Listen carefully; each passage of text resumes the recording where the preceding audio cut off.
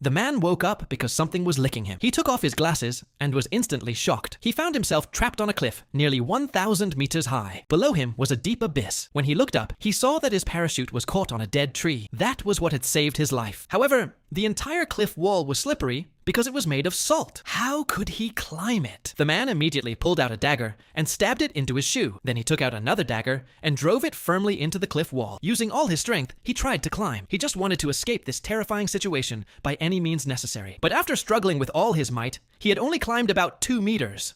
Then the dagger snapped. He lost his support and began to fall rapidly. Fortunately, the parachute was still caught on a tree branch, but the dead tree could not hold him for long. Its trunk began to crack slowly. The man quickly tightened the rope, grabbed his dagger, and started cutting frantically. Just as the parachute was about to give way, he managed to cut the rope and avoided falling to his death. Now, one of his feet was pressed against the salt wall, and his hands were still gripping the cliff. On the verge of giving up, his eyes looked upward. A goat stood calmly on the cliff, licking the salt. Seeing this, hope returned to him. He decided to imitate the goat. Summoning all his strength, he stretched his hands towards the cliff. The abyss below made his soul tremble. One small mistake, and he would be shattered after falling thousands of meters. But there was no way back now. He carefully used his hands and feet and began to climb slowly. After a difficult ascent, he finally reached a protruding part of the cliff, but he still couldn't relax. The salt layer began to crumble. The sound of falling rocks echoed as he continued climbing cautiously. At last, he leapt like a goat and jumped upward. His hands managed to grab the edge of the cliff, but his strength was gone. No matter how hard he tried, it felt impossible to pull himself up. Then a goat appeared above him, staring at him angrily. The goat sniffed him and sensed that he did not belong there. Without hesitation, the goat rammed him. Luckily, the man was still holding onto the cliff with one hand. He tried to climb with all his remaining strength,